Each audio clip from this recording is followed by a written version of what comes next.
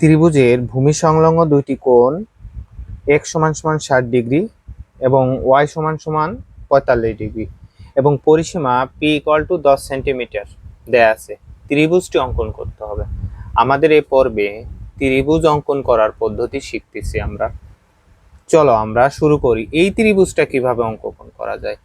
ত্রিভুজের পরিসীমা দিয়ে দিয়েছে কত, 10 সেন্টিমিটার। তাহলে পরিসীমা দেওয়া রয়েছে 10 সেন্টিমিটার এবং আমরা যে ত্রিভুজটা অঙ্কন করতে হবে সেই ত্রিভুজের পরিসীমাও 10 সেন্টিমিটার হবে। চলো আমরা স্টার্ট করি।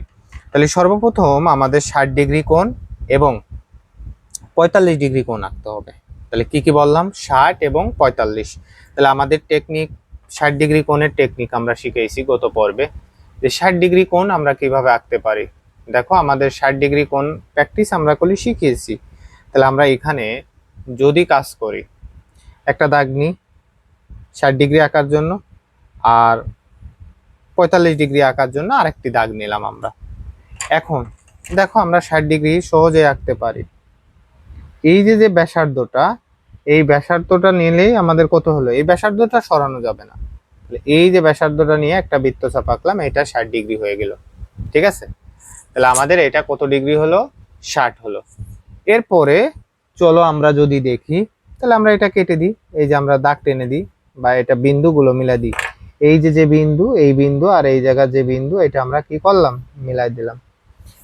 এটা এক্স কোণ পাইলাম, এক্স কোণ সমান সমান 60 পাইলাম। এবার ওয়াই কোণে আমাদের কত আঁকতে হবে, 45 ডিগ্রি। আমরা কোলে আগের পর্বে দেখাইছি কিভাবে 45 ডিগ্রি আঁকতে হয়। আবার আমি দেখাচ্ছি যাতে তোমরা না বলো। একটা ব্যাসার্ধ নিলাম, প্রথমে 90 ডিগ্রি আঁকার কৌশল। এই যে এখান থেকে ধরে বৃত্তচাপ, এই যে আবার এই জায়গার ধরে বৃত্তচাপ, এই যে ধরার পরে এখানে আরেকটা বৃত্তচাপ আঁকবা, এরপরে এই বিন্দুতে ধরে আরেকটা বৃত্তচাপ আঁকবা। তাহলে আমাদের হয়ে গেল হচ্ছে কত ডিগ্রি, 90 ডিগ্রি হলো। কত ডিগ্রি হলো, 90 ডিগ্রি। আমরা এই বিন্দু মিলাই দিলাম। এবার এটাকে সমকোণে আমাদের বিভক্ত করতে হবে। তাহলে সমকোণে আমাদের বিভক্ত করতে হবে, অর্ধেক বানাতে হবে। তাহলে এই যে ব্যাসার্ধ, এই যে দেখো এইটুকুরে ব্যাসার্ধ বলা হয়। ঠিক আছে, এই ব্যাসার্ধের অর্ধেকের বেশি ব্যাসার্ধ নিতে হবে। অর্ধেকের বেশি ব্যাসার্ধ নিয়ে একটা বৃত্তচাপ আঁকবা, অর্ধেকের বেশি ব্যাসার্ধ নিয়ে একটা বৃত্তচাপ, এখানে আবার ধরে আরেকটি বৃত্তচাপ আঁকলে। তাহলে বৃত্তচাপ দ্বয় একটা বিন্দুতে মিলিত হয়েছে। এই বিন্দুটারে তুমি কি করলে, এখন এই বিন্দুটারে তুমি টেনে দাও, এই বিন্দু আর এই বিন্দু মিলাই দাও, এই যে অর্ধেক। তাহলে এটা হলো 45 ডিগ্রি। তাহলে এইটাই হচ্ছে ওয়াই কোণ। ঠিক আছে, এরপরে আমাদের দেখো পরিসীমা কত দেয়া আছে। পরিসীমা আমাদের দেয়া আছে হলো 10 সেন্টিমিটার। কত দেয়া আছে, 10 সেন্টিমিটার। তাহলে আমরা পরিসীমাটারে নিয়ে ফেলি। এই যে পরিসীমা 10 সেন্টিমিটার, এই যে নিলাম। ঠিক আছে, পরিসীমা এস। এই 10 সেন্টিমিটার মানে আমরা যে ত্রিভুজটা আঁকবো, সেই ত্রিভুজের পরিসীমা মানে ত্রিভুজের 3 কোণের সমষ্টি। ত্রিভুজের 3 কোণের সমষ্টি তো 180 ডিগ্রি, কিন্তু ত্রিভুজের পরিসীমা কি, 3 বাহুর যোগফল। এটা ত্রিভুজের পরিসীমা। তাহলে এই এমন একটা ত্রিভুজ আঁকতে হবে যে ত্রিভুজের পরিসীমা হবে হচ্ছে 10 সেন্টিমিটার। তাহলে আমরা যে কোনো রশ্মি এক্স নিই। এই যে আমরা এখানে একটু দেখি, তাহলে যে কোনো রশ্মি কি নেবো, আমরা এ এক্স নিই। তাহলে যে কোনো রশ্মি আমরা এ এক্স নিই, এ এক্স অথবা বি এক্স একটা নিলেই হলো। তাহলে আমরা যদি নিই যে কোনো রশ্মি আমরা এক্স ওয়াই নিই, সমস্যা না। যে কোনো রশ্মি কি নিলাম, এক্স ওয়াই নিলাম। এই এস এর সমান করে, ভালোভাবে দেখবা জ্যামিতিটা খুবই গুরুত্বপূর্ণ। এস এর সমান করে, এই পরিসীমা এস এর সমান করে আমরা এই অংশটা কেটে নিই। তাহলে এই অংশটার নাম যদি আমি দিই, মনে করো এই অংশটার নাম আমি দিয়ে দিলাম ডাব্লু। সমস্যা আছে? তাহলে যে কোনো রশ্মি এক্স ওয়াই থেকে এস এর সমান করে এ এক্স ডাব্লু অংশ কেটে নিই। এক্স এ আমরা কোণ আঁকবো, এইটা, এই কোণটা আঁকবো। এক্স এ কোণটা আঁকবো, এক্স কোণ আঁকবো। আর ওয়াই তে আমরা কোন এই ওয়াই কোণটা কোথায় আঁকবো, ডাব্লুতে আঁকবো। চলো আমরা তাহলে শুরু করি। তাহলে এক্স এ আমরা এই যে এইটা আঁকবো, এই 60 ডিগ্রি। তাহলে এই ব্যাসার্ধটুক নিতে হবে, এই যে ব্যাসার্ধটুক নিছি, দেখছো? তাহলে এই ব্যাসার্ধ আমরা নিয়ে নিলাম। তাহলে এই যে এখানে ব্যাসার্ধ আমাদের হয়ে গেল। তাহলে আমাদের এই 60 ডিগ্রি করার জন্য এই যে মাপ দিয়ে দিলাম। এবার ওয়াই এ আমরা ওয়াই কোণ আঁকবো কোথায়, ডাব্লু তে, এই যে ব্যাসার্ধ। তাহলে আমাদের উল্টা ভাবে না, উল্টা এইভাবে আঁকবো না, আমাদের ভিতরের দিকে কোণ আঁকতে হবে, এই দিকে। তোমরা আবার অনেকেই ভুল করো, এইদিকে আঁকে দাও, পরে আর মিলাইতে পারো না, খুব ঝামেলা হয় পরীক্ষার হলে, ঠিক আছে? তাহলে আমাদের এইটা আমরা এখান থেকে এই যে এইটা মিলাই দিলাম। এখন আমরা এই জায়গা থেকে দেখো আমরা এই বিন্দুটা টেনে দিই, বিন্দুটা টেনে দিলাম, এই জায়গা থেকে এই বিন্দুটা টেনে দিলাম, তোমরা কেউ মিলাইবা না, এটার থেকে এটা আমরা টেনে দিলাম, ঠিক আছে? তাহলে এটার নাম দিয়ে দিলাম এফ, এটার নাম দিলাম ই, ঠিক আছে?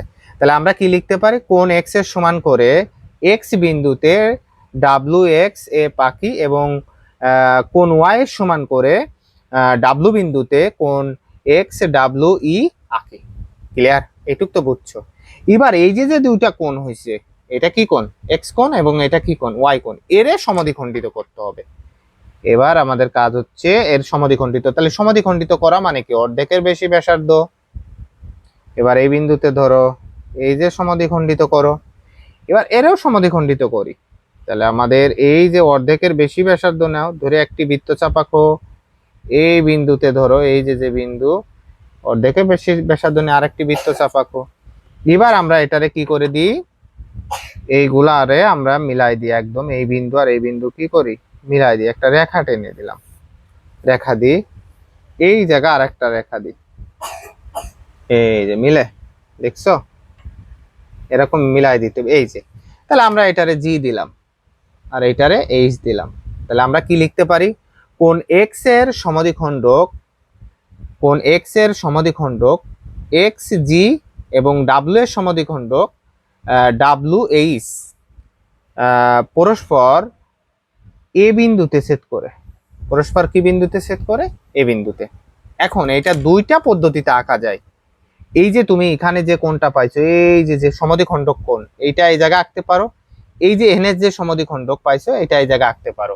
এখন একটা পদ্ধতি হচ্ছে তুমি এইটারে, এ এক্স টারে তুমি কি করতে পারো, সমদ্বিখণ্ডিত করতে পারো, আর এ ডাব্লিউ রেও তুমি সমদ্বিখণ্ডক করতে পারো। তাহলে আমরা এটা সহজ পদ্ধতি হয় আমার কাছে মনে হয়। তাহলে এখান থেকে ধরে অর্ধেকের বেশি ব্যাসার্ধ নিয়ে এই জায়গায় একটা বৃত্তচাপ, এই পাশে একটা বৃত্তচাপ, দেখছো? তাহলে এই জায়গা ধরে এই যে বৃত্তচাপ, এই যে বৃত্তচাপ, এই যে আঁকলাম। তাহলে এর সমদ্বিখণ্ডক এ কি, আমরা কার সমদ্বিখণ্ডক, এ এক্স এর সমদ্বিখণ্ডক আমরা আঁকলাম, যা এক্স ডাব্লু কে এ বিন্দুতে বি বিন্দুতে ছেদ করে, এই জায়গা বি বিন্দুতে, যা এক্স ডাব্লু কে কি বিন্দুতে ছেদ করে, বি বিন্দুতে ছেদ করে। এবার এই যে এ ডাব্লু এর অর্ধেকের বেশি ব্যাসার্ধ নিয়ে একটি বৃত্তচাপ। এখন দেখো এইটা নিয়ে এই যে বৃত্তচাপ, এই যে হলো, এইটা আমাদের দেখতে হবে যে কোথায় ছেদ করেছে, এইটা আমাদের কোথায় ছেদ করেছে, এই যে দেখো।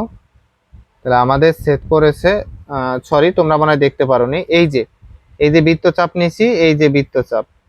এবার এই বিন্দুটি ধরে, এই যে বিন্দুতে কোথায়, এর অর্ধেকের বেশি দিনে, এই যে।